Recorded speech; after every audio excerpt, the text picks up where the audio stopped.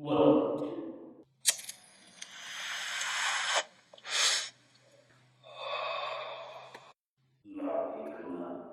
Welcome to La Liga Podcast, guys. We got a different, prettier face on today. We got Max fill in Fartzel for you. I know we had a guest host with Anthony a couple weeks ago.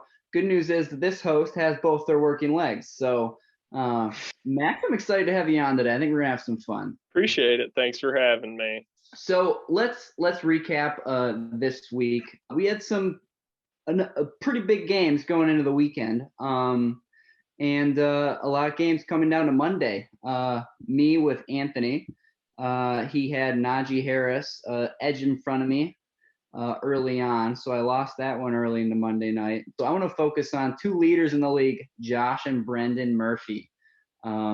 Brendan Murphy had Peter Freiermuth, sounds like a character from Redwall, get two tutties and almost catch Josh, but not quite able to. Josh had James Conner, who to me kind of just comes off as a pansy. I don't know, but he's like a hard runner, but he's not a hard runner. What do you do with the guy? He couldn't even survive in Pittsburgh. So right, he gets like 20 yards and 2 touchdowns, and he's like, yeah, but whatever. Josh is doing well, even with a struggling Mahomes on his roster. But both of these guys, I think, are making the playoffs. Those were my two standout games of the week. The high-scoring Josh and Brendan Murphy game, and the low-scoring Houston and Anthony game. We're both kind of on the out-and-out right now. Max, what game stood out to you this week, man? I mean, I'm going to be honest, it was my game, right? So I dropped a solid 87.5 points on Sunday going into Monday night. Jeff Sebastian had Deontay Johnson going for the Steelers. Guy put up 11.5 points, was his lowest going into that night. If he would have hit that, he wins the game. I didn't even stay up to watch the game. I got a little kid at home. I don't have time for that shit. Woke up the next day, saw he put up a terrible performance. Yeah, I came out with the W. I like it.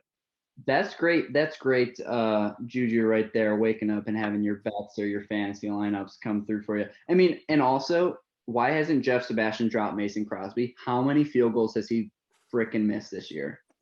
A lot. I can't say Minus much, 3. Houston. I have Mason Crosby in my other league. I just dropped him this week. So I'll give him respect for that. All right. So can I get it? Can I get in on this real quick? Because go ahead. Going into like midday Sunday or maybe like Sunday Night Football, I don't know if anybody saw it, but I think Ruben might have had 27 points, and he had at least like 2/3 of his roster already played, and especially after having that 60 seconds of shade, like was that last week? Like I don't think I've ever seen somebody with that low of points. Yeah, and 44 points.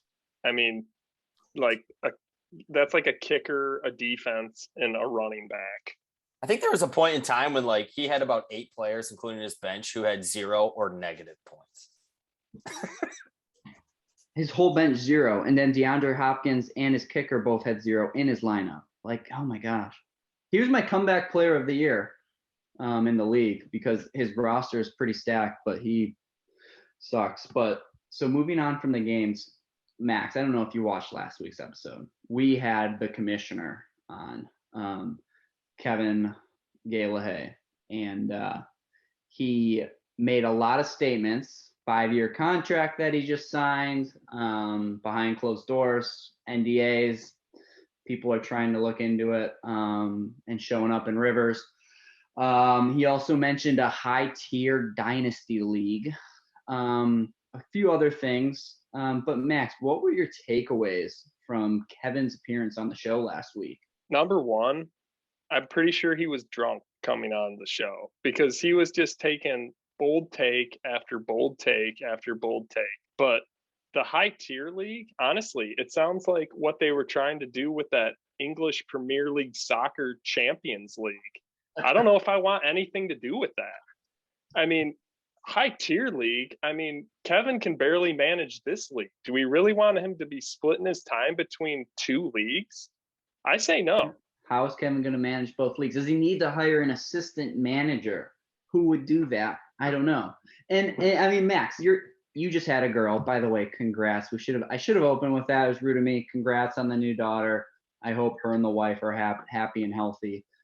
Kevin's also having a daughter. By the way it sounds, you wouldn't let your daughter be in the same friend group as her daughter. No way. I mean, Absolutely not. I would never even consider letting her join Kevin's fantasy football league. All right. Ever. With the poor quality of management we get. We've had the same rules for like 4 years. Let's be progressive. All right. We got to improve this league. And he's if just you're sitting not there progressive, you're not making money. Woke makes he's money. just rolling the ball out there. Just roll it out there. Max, I like it. And, I kind of like you for commissioner. I'd like to throw your hat in the ring for commissioner of the Dynasty League. I don't know if people forgot I used to be the commissioner. Maybe we have a vote at the end of the season. I don't know. I'm just throwing it out there. This has been a very therapeutic, addressing real issues kind of episode. And I can't say I hate it. Dan and I have a lot of fun. We've tackled some real issues today. But let's have some more fun. Let's talk about, not forget the league for a second. We had the Michigan State matchup. And I remember saying that you guys would end up below us when it's all said and done. Sure enough, college football playoff rankings are out. And Michigan State is, as I said, below Michigan. And I think it'll stay that way. Max, let's talk about the playoffs while we got some time. So we're going to have to talk fast and efficient. Playoffs. Do you like the 14? Do you want to see more? You want to see 6, 8? I'm torn. I'll be honest. And it's a terrible take. I'm not going to give you one way or the other, but I'll explain why. First off, with the 14 format, what I like about it the most is every regular season game matters.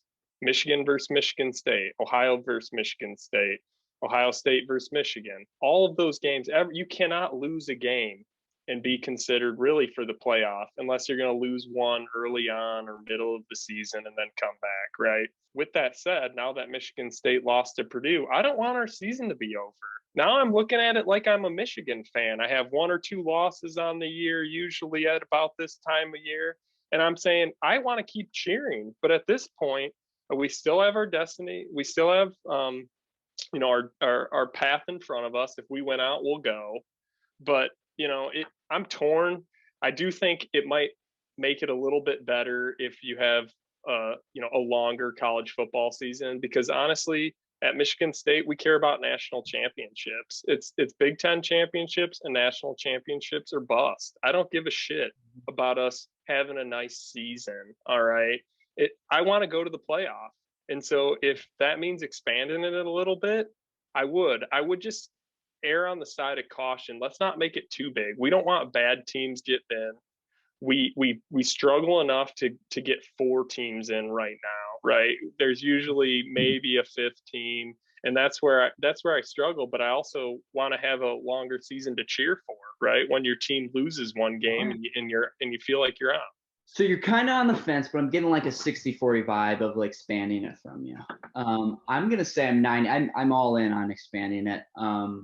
Here's how many teams? I think you do 6 with 2 buys for 1 and 2, and I start with that. Maybe go up to 8, but I think you still keep the 2 buys. I'm not sure how it would work, but here's the argument I heard. You always every playoff you hear 5 and 6 are the big. 5 should have gotten it, 6 should have gotten it. It's usually in Oklahoma, Ohio State, whatever. And or in some cases, like was it Coastal Carolina that was like undefeated in the Sun whatever conference. Right. You go 5 and 6.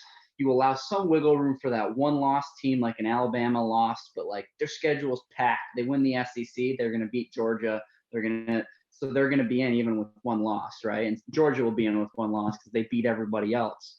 But then if you have 5 and 6, that's going to allow teams like your Cincinnati in this case and other teams. I heard a great argument. This will be the year that busts the 4 playoff bubble, because if you have Ohio State run the table, very possible, they're going to stay at 5, because if Alabama beats Georgia, Alabama and Georgia are in. I'm trying to think of who 3 and 4 are right now. Oregon, they win the pack. They went out when their championship they're in. Who's 4? We got Ohio State. Ohio State. Ohio State's at 4 right now. Ohio State wins out. Cincinnati's on the outside looking in right now. Win their conference, though. They're undefeated. Notre Dame with one loss goes and wins out their conference. They got one loss. They have a good argument in. And I'm trying to think of, I think Michigan was 6, but there's one other team. Michigan 6, Michigan State 7. Yeah, it's Oklahoma's undefeated. Oklahoma's undefeated.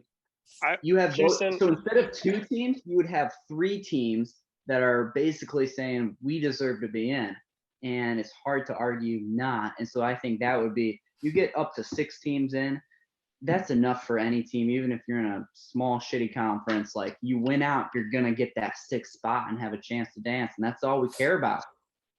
Yeah, I'll say this though. The one thing I will like about 4 is every game matters, because what if we get one of those, I think it was 2006 or 7 when we were in high school, you get number 1 Michigan, number 2 Ohio State, or vice versa playing. That game doesn't mean shit. Loser still goes to the playoff.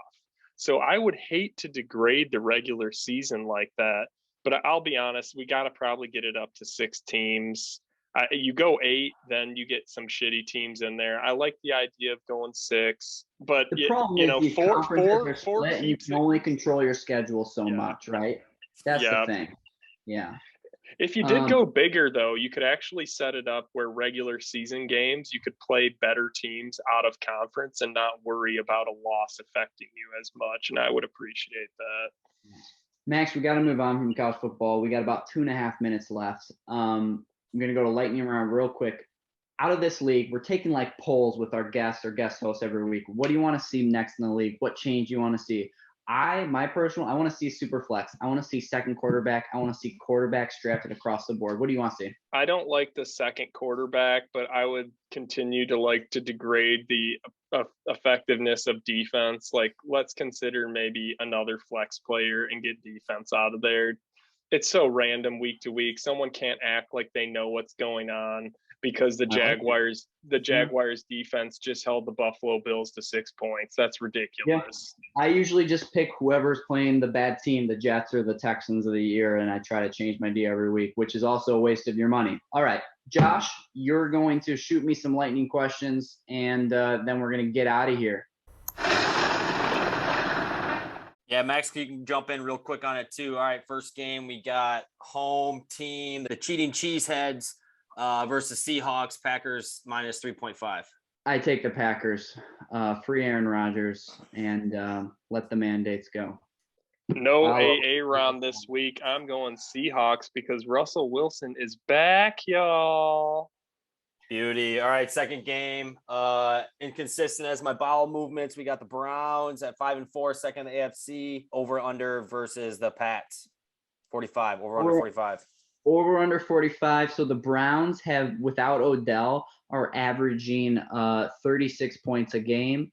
Pats got their offense going. I like that low over under line to hit on the overs. Yeah, I like it as well, Houston. I'm gonna go over for that one. Yeah. Third game, 4-4, as many wins as they had last season. The Falcons versus the Cowboys, over under 54.5. So Dallas also 8.5 favorites, I believe. I like the Atlanta to cover. They are picking up speed. They got receivers and studs everywhere, and I think Dallas, week last week, I like Atlanta to cover and the over to hit. I like actually the Cowboys to bounce back here and put a little bit in a hurt on the Atlanta Falcons. And I like the under there. I think it's going to be like a 37-30-10 game there, Cowboys. Well, that's just not exciting. We're going to have to keep track of these, Max. Josh, last one for us here. We got Tampa Bay, Sexy Tom at the Washington football team minus 9.5. I like Washington to cover. Taylor Heineke has some baller in him. He plays up for the big games. Tampa Bay is a big game. I think Taylor Heineke is going to rush for 1, throw 2, and they're going to be covering at least. I like Tom Brady to win by at least 20 points in this game. I don't need 9.5. Give me 15.5. I like Tampa Bay. That'll get you at plus 220 right there. That's it, folks. That you have it. Phil and Fartzels there. And Max, I had a great time having you on. We might have to have you substitute with Danny G a little more here. Sounds good. I appreciate you guys having me on. FTC.